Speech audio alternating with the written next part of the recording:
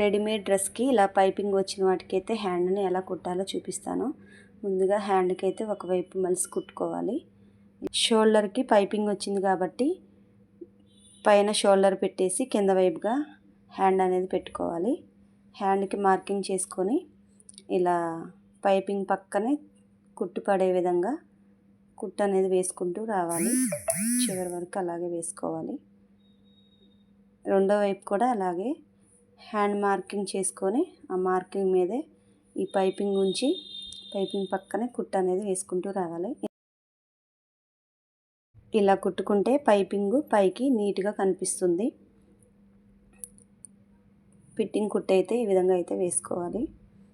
రెండో హ్యాండ్ కూడా ఇలాగే పైపింగ్ పైకి కనిపించే విధంగా అయితే కుట్టుకోవాలి.